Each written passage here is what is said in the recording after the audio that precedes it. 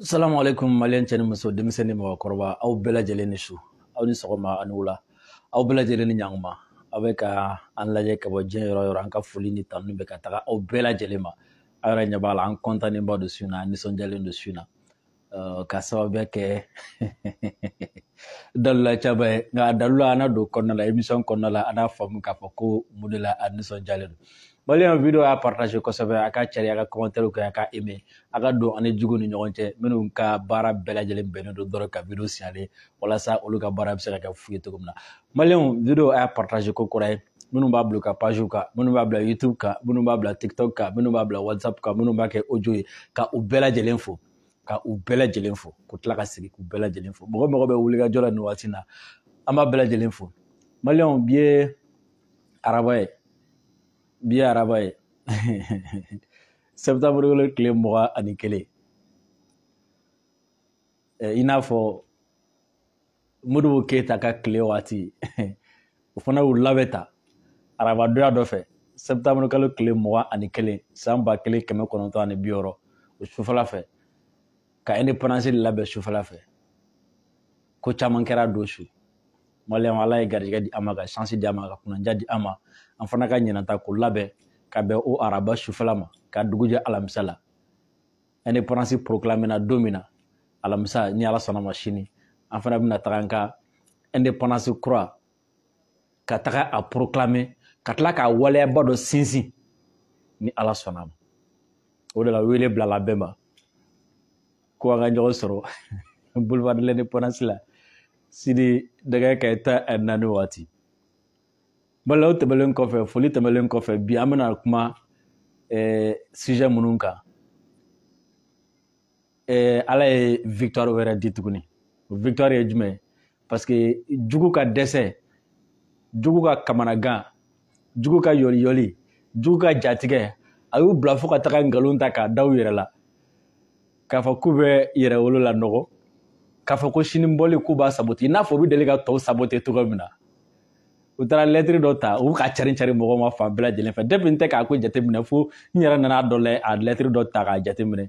fɛn min ni n bɛ commune de intéressé u nan'o ta ko Asimu yɛrɛ ko k'a tɛ fɛ MINUSMA ka taa bilen donc k'u ye sini bɔli bali ni Ala sɔnna a ma n b'o yira aw la ka tila k'a yira jatigɛ de don parce que mɔgɔ dɔw ni MINUSMA bolo bɛ ɲɔgɔn bolo u ni faransi bolo bɛ ɲɔgɔn bolo u ye manamanakan caman fɔ mais après bɛɛ de b'a hakili sigi k'a fɔ sini bɔli ni Ala sɔnna a ma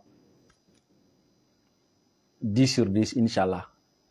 o tɛmɛlen kɔfɛ ka bɔ yen Guinée président a bɛ Mali la a ye dakuruɲɛ kelen fɔ aéroport la o dakuruɲɛ kelen kan ka mɔgɔ sɔn hakili la maliyɛnw le président libérateur Assimi Goïta a ye discours kɛ su in na ka to kuma na j'avais l'impression k'a kɛ n'a fɔ n ɲɛ bɛ Modibo Keyita de la quoi parce que n ɲɛ bɛ président dɔ la c'est à dire a bɛ ka kuma ni vision ye a bɛ ka kuma ni faso kanu ye a bɛ ka kuma ni sɛbɛ et puis a bɛ ka kuma i b'a dɔn mɔgɔ min filɛ nin ye ka kuma na a bɛ ka min fɔ a b'a kɔnɔ et puis ka kuma ka tila ka conquêrɛw di an ko k'an bɛ yɛrɛma hɔrɔnya min ta an b'a dɔn a ka gɛlɛn yɛrɛma hɔrɔnya kɔrɔ ko k'an bɔ jɔnya la ko k'an sirilen bɔ mɔgɔ wɛrɛ la wa an tɛ se ka sirilen bɔ mɔgɔ wɛrɛ la fo a ka sɔrɔ an bɛ se an yɛrɛ kɔrɔ o yɛrɛ ta sira Asimu y'o sira caman tracé su in na k'a fɔ ni Ala sɔnna ma ni Ala ma baasi kɛ Mali bɛna taga sira min fɛ usine minnu bɛna jɔ fɛn minnu bɛna kɛ a y'i da to a la su in na nisɔndiya bɛ kunnafoniyaw y'a yira k'a fɔ ko bi Joe Biden n'o ye Amérique président ko ye discours min labɛn Poutine bɔlen tilegan na ka kuma yan'a ka se tribune kan a y'o discours fɔli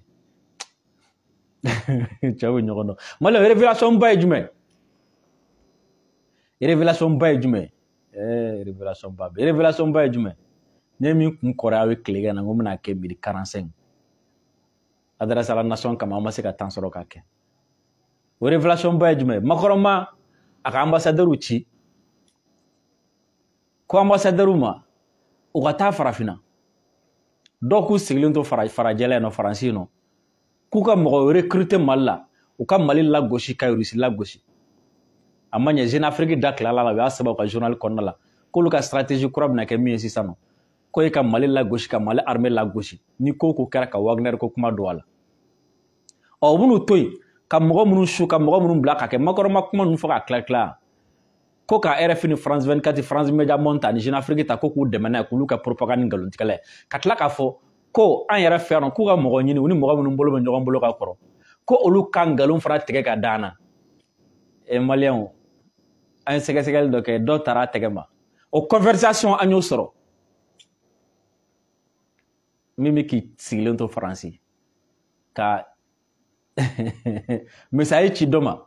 i kan ka nin de sɛbɛn Mali kan i kan ka nin de sɛbɛn Mali kan i kan ka nin de sɛbɛn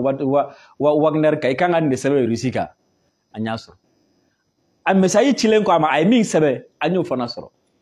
an b'o révélation yira aw la su na wa Maliyɛn vidéo a y'a partage kosɛbɛ a ye vidéo partage yɛrɛ n'a ye partage a bɛ kɛ sababu ye dɔ bɛ fara ka nisɔndiya kan quoi parce que n bɛ fɛ ka don sujet ninnu na tat à 2000 vues n bɛ don sujet ninnu na exactement quoi ni Ala sɔnna ma Asimi ka discours a bamanankalama fana kan ka kɛ n'o fana kɛra an na fɛɛrɛ kɛ ka o da tulo kan nka an ka dɔɔni lamɛn Asimi ka discours la yan'an ka don walawalali kɔnɔna la. L'ambition étant fixée à 58% pour 2023. Maliennes, Maliens, mes chers compatriotes, plus que jamais le Mali entend retrouver la place qu'il revient dans le concert des nations. Je voudrais saluer notre diplomatie qui, de manière courageuse et professionnelle, porte la voix du Mali partout où cela se doit. Je voudrais également remercier tous les partenaires qui accompagnent notre pays dans la lutte contre les groupes armés terroristes et pour la restauration d'un État démocratique. Notre pays est soucieux de raffermir ses relations avec tous les autres pays et de participer activement à la vie internationale. Cependant, il est important que nos partenaires comprennent que les relations avec notre État doivent être désormais fondées sur les 3 principes suivants. Le respect de la souveraineté du Mali, le respect des choix stratégiques opérés par le Mali, la défense des intérêts du peuple malien dans les prises de décision. Asimi discours daminɛ bamanankan na donc n bɛ micro bila o la walasa o discours bamanankan a ko mɛn ensuite an bɛ sɔrɔ ka tɛmɛ ni laseli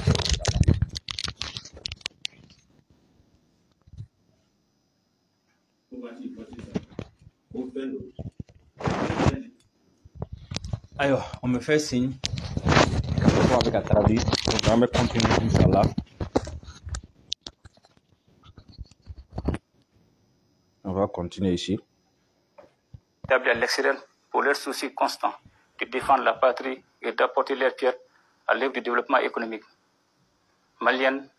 Maliens, mes chers compatriotes, la question de la souveraineté qui nous est chère à tous ne doit pas être un vain mot, c'est-à-dire un simple slogan destiné à mobiliser la population. Nous devons travailler à nous donner les moyens de nos ambitions de nation souveraine. Les différentes péripéties que notre pays a connues ces derniers temps nous ont permis de mieux connaître les causes de notre vulnérabilité. Ainsi, fort des enseignements tirés de toutes les difficultés. Asimi ma discours ta daminɛ de n y'a ta yɔrɔ de la yɔrɔ min ni diɲɛma bɛna min ta ka yala a ko k'an ka diplomasi fo kosɛbɛ wulikajɔ min kɛra tiɲɛna ko ka diplomasi fo a ko diplomasi folen kɔfɛ ko faut que diɲɛma k'a dɔn de k'a fɔ ko taabolo kura min bɛ Mali ɲɛmɔgɔ bolo o ye jumɛn ani bɛɛ bɛ se ka jɛ ani bɛɛ bɛ se ka baara kɛ nka b'a la fɛn 3 bɛ yen f'i k'o bonya i ka sɔn o ma n'i ma sɔn o ma i n'an tɛ n'i sɔnna o ma i n'an don Mali ka souveraineté f'i ka sɔn o ma f'i k'o bonya Mali ka choix stratégique i ka sɔn o ma i k'o bonya wa ni ko o ko bɛ kɛ a ka sɔrɔ Mali ka hɛrɛ de bɛ lajɛ n'i sɔnna o ma bisimila n'i ma sɔn o ma yɔrɔ o yɔrɔ ka di ye taga ye ko an ye ni kɛlɛba in bɛ kɛ ani diɲɛmɔgɔ ye ni kɛlɛba in bɛ kɛ an ka yɛrɛma hɔrɔnya kɛlɛ kɛ an ye ko caman kɛ nka o kɛlɛ in tɛ se ka don ba la a tɛ se ka ta ba la a tɛ se ka mɛn fo fɛn dɔw de bɛ yen nɔ f'olu fana ka sɔrɔ an fɛ an ye Faransi gɛn sini an bɛna taa MINUSMA gɛn an bɛ ka juguw gɛn a kun ye jumɛn walasa an bɛ se k'an ka yɛrɛma hɔrɔnya sɔrɔ nka yɛrɛma hɔrɔnya fana sinsin berew de b'a la o de la fo baara dɔw ka kɛ o baaraw fana ni Ala sɔnna ma Asimi bɛna da don baaraw la. Dont certaines nous ont été imposées à dessein. Nous avons décidé de réduire la dépendance de notre pays vis-à-vis des facteurs exogènes et de lui assurer plus d'autonomie. ko u y'a kanu an ka jamana a kun sirilen no kɔfɛ mɔgɔ la ni fɛn minnu ye k'o dɔgɔya kosɛbɛ fo ka taa fɔ ko k'o bɔ yen o bɛ bɔ yen ni jumɛn baaraw ye baara minnu bɛ yen ni olu bɛ se k'an ka yɛrɛma hɔrɔnya d'a ma k'an bɔ sirimaya la o baaraw Assimi bɛna da don o la. Ainsi, le gouvernement envisage la relance des secteurs productifs stratégiques pour la sécurité et l'indépendance économique du pays. Il s'agit notamment de la relance de la compagnie malienne de textile, des chemins de fer, de l'usine malienne. Et on a entendu faire c'est quoi va boire à Tegrefo. Et puis c'est quoi le ton du bien, ou c'est quoi va boire à Tegrefo. Assimi ni ledu ta nere siglenyana. A ledu a time. A fo. Wala sanga yerma hore ga sig fo izunu ne ka ke ambulo. Barakero ba munun dala la izini ba munun dala ni barakum ka ko no ba nga yerma hore ko fo lu ka dele. Ayo Assimi ngoko koma taxi bena dele.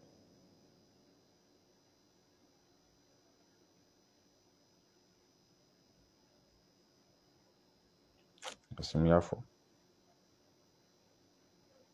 Il s'agit notamment de la relance de la compagnie malienne de textile, des chemins de fer,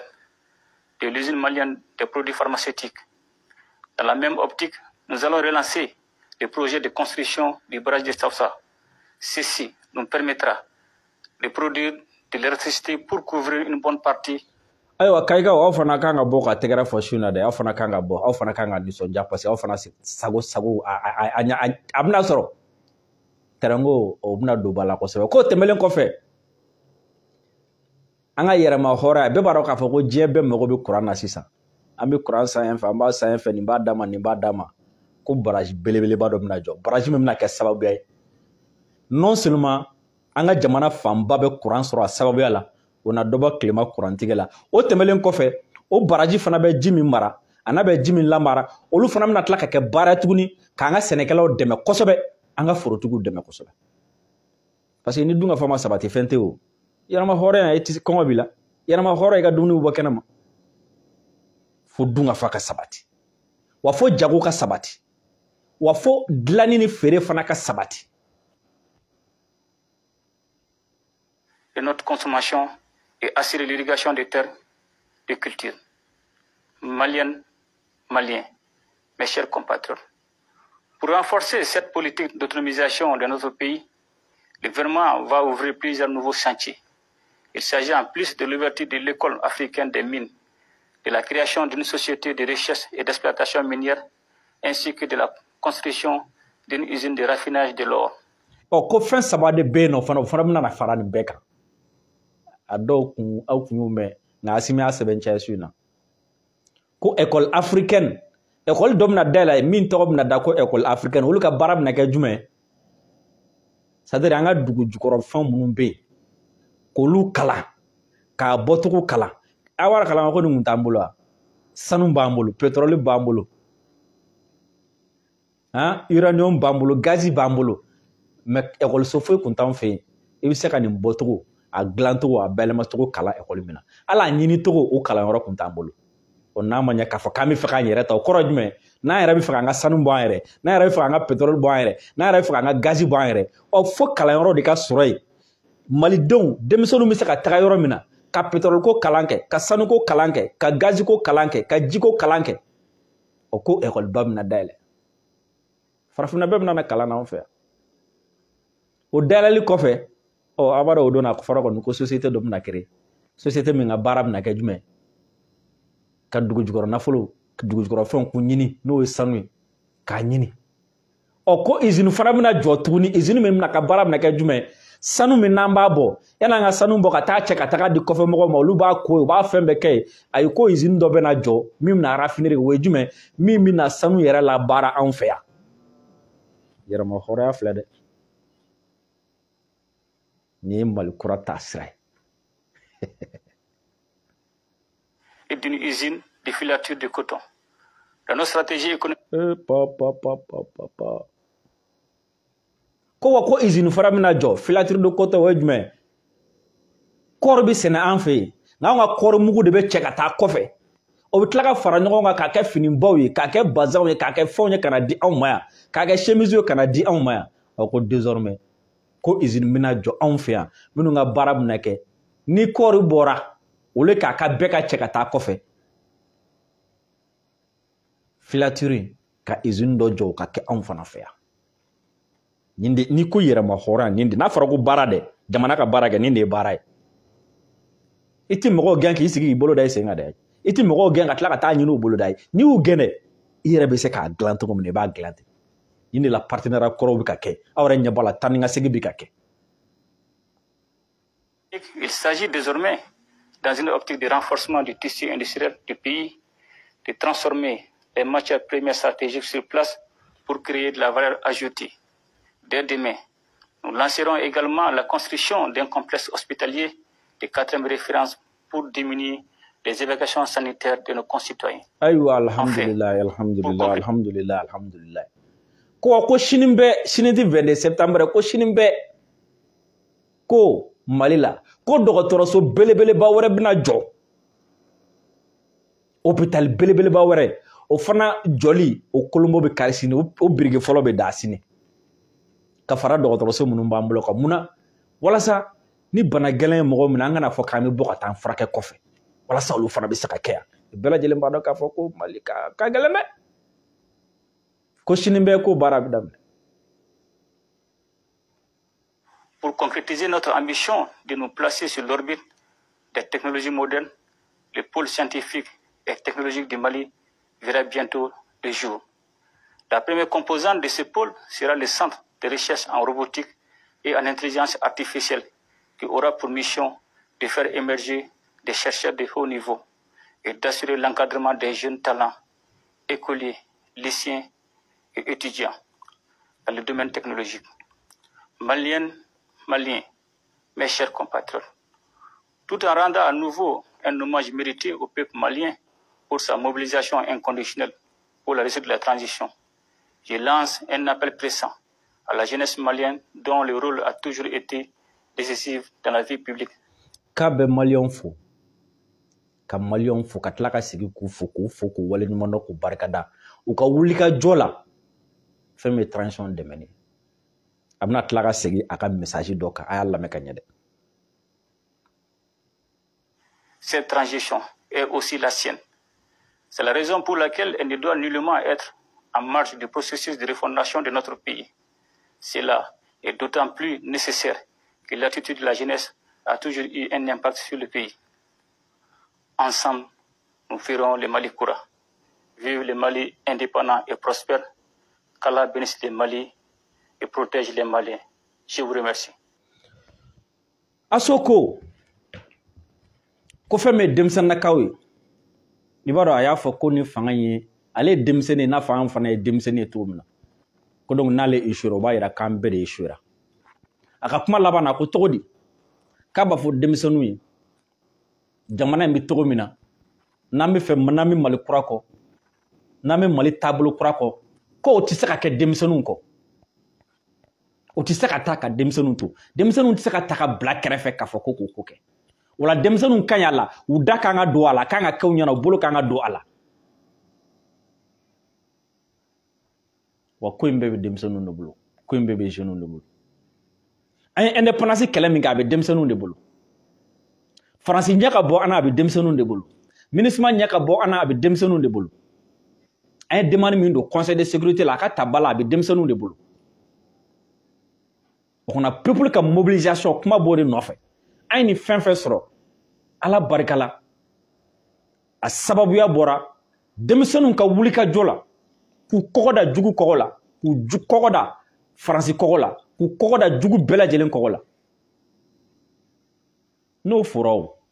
kuma sini an bɛna kɛ cogo di sini alamisa 22 an bɛna kɛ cogo di c'est comme si Assimi ye code de di an ma sisan ko denmisɛnninw a bɛ wuli ka jɔ minnu kɛ ko fanga in a gulonnen bɛ o de la denmisɛnninw a bɛ wuli ka jɔ min kɛ an ka yɛrɛma hɔrɔnya a gulonnen b'o de la denmisɛnninw a bɛ kumakan minnu di an ka yɛrɛma hɔrɔnya a gulonnen b'o de la transition yɛrɛ gulonnen bɛ aw de la a bɛ wuli ka jɔ minnu kɛ a bɛ wuli ka jɔ minnu kɛ jugu contre la a gulonnen b'olu de la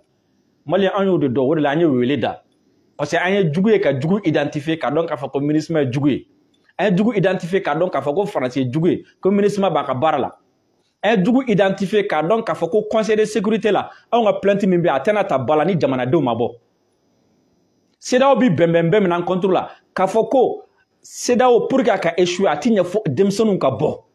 f'an k'an jɔ an jɔyɔrɔ la Maliyɛn o de la an ye wele bila bɛɛ ma sini 22 septembre à partir de 14h boulevard kan ka Maliyɛn bɛɛ lajɛlen wele an ka bɔ ka taga yira jɛna ko hey an ka plainte min donna an bɛ fɛ k'o dɛmɛ an tulo la an tɛ fɛ ka CEDEAO mɛn an tɛ fɛ ka Union africaine mɛn an ka sira yɛrɛ tɛ foyi la an mago bɛ min na an ka plainte min donna an bɛ fɛ k'a dɔn a ka sigi ka kɛ an kan ka bɔ ka to o message di sini ka tila ka bɔ ka taga message di k'a fɔ ko MINUSMA ko finman n'a jɛma an t'a la bilen vert jaune rouge an b'o de kɔnɔna la k'an bɛ Baba Modibo ka sira kan Maliyɛn an y'o de wele da sini ɔ ko Makɔrɔn bɛ baara la Makɔrɔn ka mɔgɔ bɛ baara la Yɛrɛwolo debout sur la rempart a b'a dɔn Yɛrɛwolo debout sur la rempart coordination 6 bɛ Bamakɔ yan commune 1 fo commune 6 coordination kelen-kelen b'a bɛɛ lajɛlen kɔnɔna la a coordination kelen-kelenna bɛɛ lajɛlen ka sigida la u ka sigida problème gɛlɛya minnu b'u ka sigida la olu bɛ wuli k'u jɔ k'o kɛlɛ kɛ o de la i tɛ taga tribunal la bi k'i tɛ taa sɔrɔ Yɛrɛwolo bɛ ka dɔ dɛmɛ yɔrɔ min na tribunal o tribunal i b'a sɔrɔ Yɛrɛwolo bɛ k'a ka sigida ka revendication dɔ kɛ o sigida la o cadre de kɔnɔna la Yɛrɛwolo commune 2 olu y'a ye k'a fɔ ko dɔ bɛ ka kɛ mairie la hakɛ dɔ bɛ yen nɔ olu bɛ k'a ɲini u mago b'o hakɛ la a tɛ ka se ka sɔrɔ sigidala mɔgɔw wulila ka se u ma u taara u ye kumaɲɔgɔnyaw kɛ u ye doniw ka bolo kɛ fan bɛɛ lajɛlen fɛ a ma ɲɛnabɔ min kɛ Yɛrɛwolo commune 2 fana y'a kanu ni camarade Bill bɛ o ɲɛma ko u bɛna bɔ ko ka taga sitting kɛ commune 2 mairie da la o tun kan ka kɛ bi le 21 ɔ u taara o autorisation de ɲini o autorisation jaabi la a yiralaw la k'a fɔ ko jamana tɔgɔya kama ka sanga ni Yɛrɛwolo yɛrɛ ka hakililaw ye ka sanga ni Yɛrɛwolo yɛrɛ bonya min bɛ Yɛrɛwolo bolo ka ɲɛsin transition ma bonya min bɛ Yɛrɛwolo bolo ka ɲɛsin fanga in tɔbɔtɔli ma bonya min bɛ Yɛrɛwolo yɛrɛ bolo ka ɲɛsin jamana in basigili ma ko Yɛrɛwolo commune 2 k'a kɛ o kama u ka bi sigi u ka sonsori u ka n'a kɛ o lettre min bɔra ka ci jamana o lettre min bɔra ka ci jugu taara o de ta a sɛbɛnnen don le 21 o de b'a sanfɛ jugu taara o de ta ka t'u sigi réseaux sociaux kan transition Yɛrɛwolo bila Asimi ye Yɛrɛwolo bila Asimi ko a tɛ fɛ MINUSMA ka taa bilen Asimi ko a ni Yɛrɛwolo tɛ ɲɔgɔn bolo bilen ɔ i ma lettre yɛrɛ lettre u tɛ k'a kalan u tɛ k'a kɔnɔko yira o la ɔ f'u yɛrɛ tila ka taga ja sɔrɔ tuguni pour que ka confusion créer ka tila ka t'o lettre nin bila u ka fɛnw u ka o note nin bila u ka fɛnw sanfɛ k'a sɔrɔ a sɛbɛnnen de don ko Yɛrɛwolo commune 2 n kan ka sitting min kɛ commune 2 mairie da la araba ko Yɛrɛwolo ka o bɔ a ma Yɛrɛwolo sɔnna Yɛrɛwolo y'o bɔ a ma mais sini ta 22 septembre boulevard la o n'o tɛ ɲɔgɔn ye sira la o ye MINUSMA de contre Fama m'a fɔ k'an ka n'o kɛ Asimi m'a fɔ k'an ka n'o kɛ mɔgɔ si m'a fɔ k'an ka n'o kɛ Maliyɛnw an labɛn an ka ɲɔgɔn sɔrɔ yen sini nin ye ninnu tɔgɔya koyi an ma deli ka bɔ fɔlɔ a hakili b'a la an ka bɔ laban na numéro dɔ tun bɛ yen o numéro nin tun bɛ ka message ci mɔgɔw ma bɛɛ ni miliyɔn hakɛ nin minɛ bɛɛ ni miliyari hakɛ nin minɛ Yɛrɛwolo mɔgɔ tɔw ko ayi k'u tɛ taa ko fo bɛɛ ni k'u niyɔrɔ di u y'o message ci mɔgɔw ma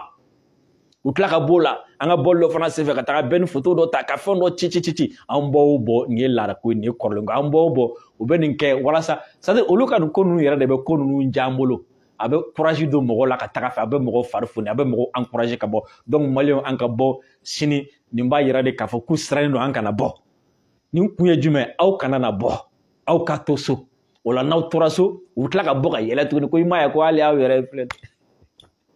non mais ça va rire ces gens-là quoi aw ma stratégie wɛrɛ sɔrɔ nin tɛ Maliyɛnw décidé don k'u bɔ sini inchallah ni Ala sɔnna ma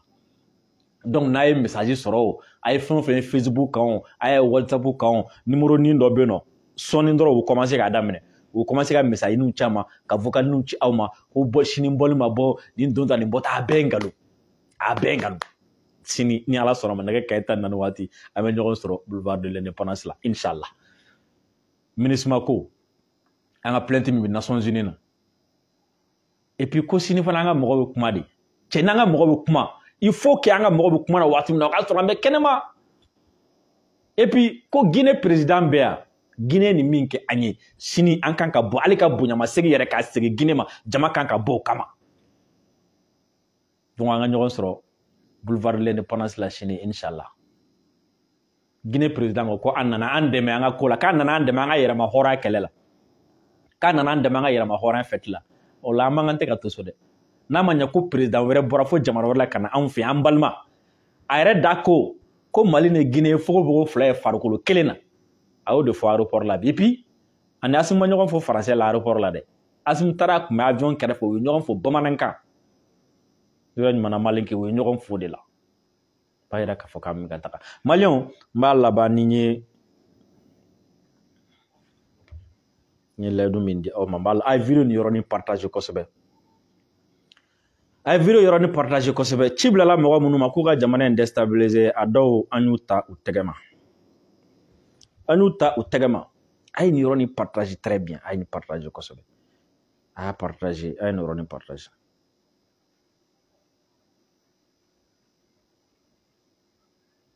a ye nin yɔrɔnin partage n k'a labɔ ka yira aw la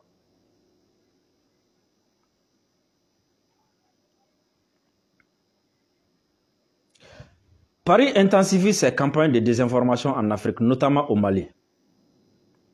Ko France bi k'a ka ngalon tigɛ a bɛ ka dɔ fara o fanga kan farafina kɛrɛnkɛrɛnnenya Mali la. Après le dernier discours du président Macron, ko Macron ka discours laban bɔlen kɔfɛ n'a ko ko ambassadeur ma ko taa ngalon tigɛ ka da mɔgɔw la, ko mɔgɔw sara. Ko l'Élysée a commencé à répandre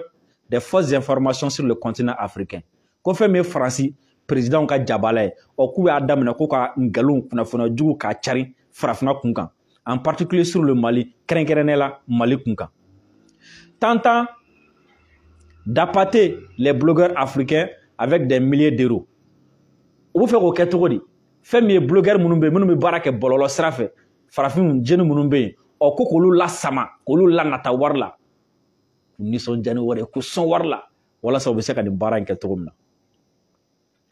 Une agence de propagande française est à l'œuvre en Afrique. Ko France agence dɔ sigi sen na min bɛ ka baara kɛ farafina walasa ka nin ngalon ninnu cari ka tila ka mɔgɔw bila k'o ngalon cari fɛn min t'an kɔnɔ k'a fɔ k'o de b'an kɔnɔ fɛn min tɛ ka kɛ k'a fɔ k'o de bɛ ka kɛ. Mensonge, manipulation et diffamation. Ka ngalon tigɛ ka tila ka mɔgɔw su k'u bila sira jugu kan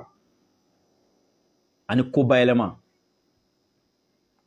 La France utilise plusieurs méthodes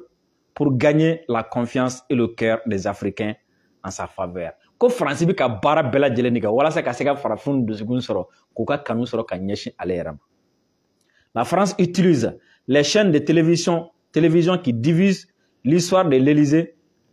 pour consolider son influence. Ko France kelen don ka téléso dɔw ta ka kunnafonidiso dɔw ta olu kɔni bɛ France président ka jabala so n'u ka présidence ye ko k'olu kɔni ka tariku de lakali ka fɛnw lakali walasa olu kɔni ka fanga bɛ se ka boli mɔgɔw ka cogo min na. Tout en publiant des messages positifs sur les activités de la France en Afrique et les médias sociaux qui discriminent les dirigeants défavorables à la France. Olu ka baara ye jumɛn? U bɛ kunnafoniyaw de cari. Kunnafoniya minnu bɛ yen nɔ ni a da ka di France la. Kunnafoniya minnu bɛ yen minnu b'a jira k'a fɔ ko France bɛ baara min na a ka ɲi kosɛbɛ. France bɛ ka baara ɲumanw de kɛ yan. O kunnafoni ninnu ka baara ye jumɛn tuguni? Ka tila ka président fɛn o fɛn bɛ yen ɲɛmɔgɔ fɛn fɛn de bɛ yen k'o tɛ France ka ko la ko ni France tɛ kan kelen fɔ k'o tɛ France ka nin hakilila in kɔnɔ o ɲɛmɔgɔw lagosi dɔrɔn. A ɲɛ b'a la Assimi bɛ wele cogo di? La junte putschiste. Mais Damiba bɛ wele cogo di? Président Burkina bɛ yen. U fila bɛ nacogo tɛ kelen. Baara de bɛ se na. Voici quelques jours qu'on y a clé d'amadonné une campagne d'empoisonnement et de manipulation a été lancée. Qu'on y a clé d'amadonné ko u ye campagne dɔ dayɛlɛ campagne min bɛ yen nɔ ni ko bayɛlɛma ani ngalon tigɛ dans le but de changer l'opinion publique walasa ka jama hakilila yɛlɛma ka jama kuntilennafan yɛlɛma et d'effacer la mauvaise image de la France ani France ka jajugu minnu b'an hakili la k'olu jɔsi ka bɔ yen. Certains pages sur les réseaux sociaux notamment sur Facebook ko Facebook ka ko page dɔw bɛ yen nɔ bɔlɔlɔw yɛrɛ sanfɛ kɛrɛnkɛrɛnnenya Facebook ont publié des vidéos montrant l'ingérence française dans les pays du continent africain au contenu politique ciblé pour l'objectif influencer les esprits des Africains sur les sujets favorables au gouvernement français.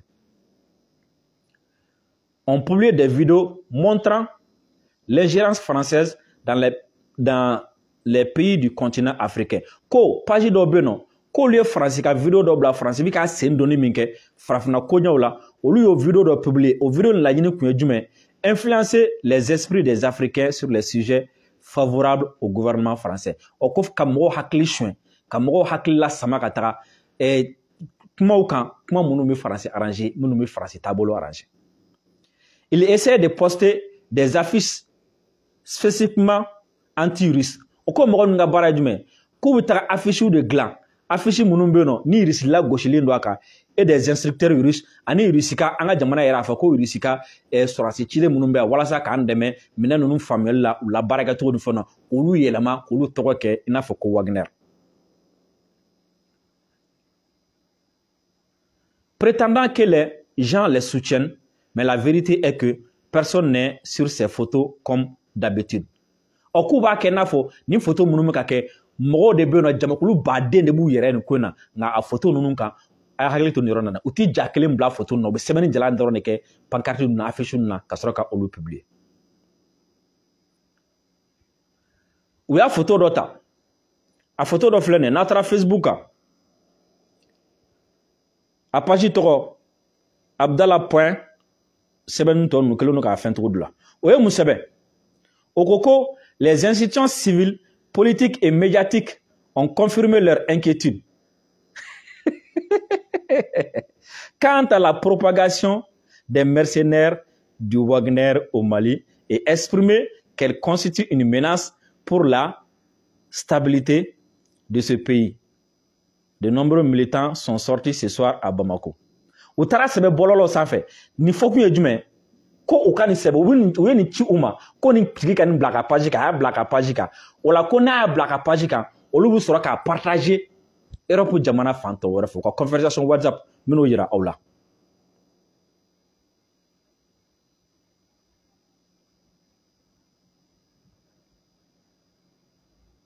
An ɲɛ b'u ka conversation WhatsApp la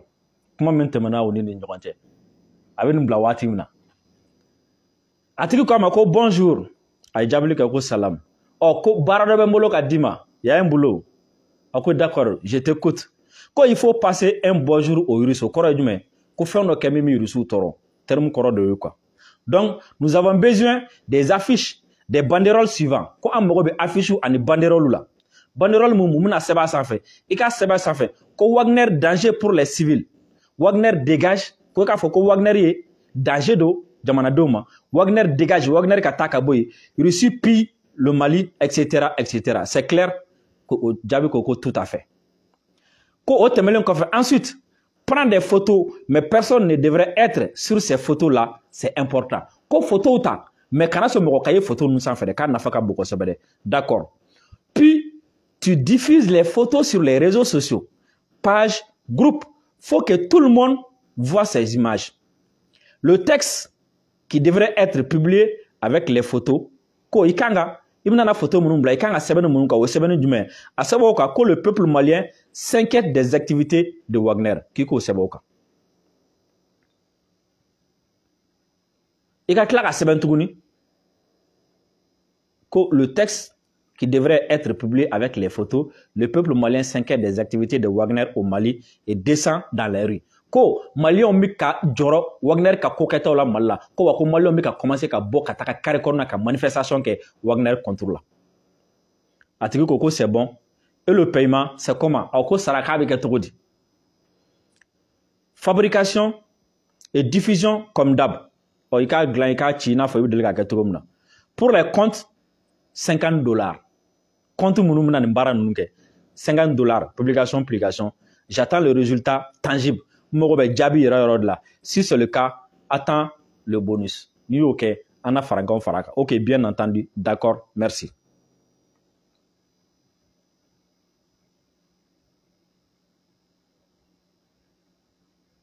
ɔ kɛlen kɔfɛ a tigi y'a kɛ o a tigi sɔrɔla ka taga nin publication in kɛ sisan an ka radaro ye nin capté donc u b'a yɛrɛ k'a fɔ Makɔrɔ ye baara min fɔ ko a baara daminɛna o tuma ko n'a ye nin kɛ sisan ni nin tigɛ nin kɛ sisan ko in yɛrɛ ma dabɔ anw dɔrɔn kama yan dɛ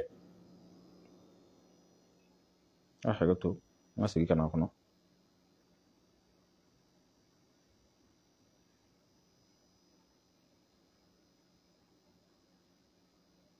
ko n'a ye nin kɛ après envoie-moi le lien plutôt envoie-moi les liens ko n'i ye nin publier waati min na i k'a lien Facebook ci ma je vais les partager avec les collègues n'i ye nin kɛ i k'a ci ma m'a tila ni tɔgɔnɔ ni ɲɔgɔn cɛ faransi kɔnɔ Europe kɔnɔ yan nɔ wala an bɛ sɔrɔ ka nin kɛ ka farafinna bɛɛ yala o k'a fɔ ko Mali kɔni tɛ Wagner ko la bilen wala n'o kɛra sa wala o journal don o don journal b'a bɔ kelen 12h30 à Bamako les Maliens ont commencé à manifester contre Wagner kelen 12h30 à Bamako ah voilà dɔw tɛ ne k'a fɔ k'u commencera k'a virus ye c'est ça u b'o de la ni y'u ka conversation dɔ de ta an de ta bi ka o yira aw la o kuma Maliens nin bɛɛ fɔra bɛ anw de bolo nin bɛɛ fɔra bɛ anw de bolo mobilisation yɛrɛ an ka taga o yir'u la sini à partir de 14h an ka ɲɔgɔn sɔrɔ inchallah an bɛɛ ka bɔ Mali kama an bɛɛ ka da k'a fɔ ko Mali ko de don a k'an bɛn waati wɛrɛ salamu alaikum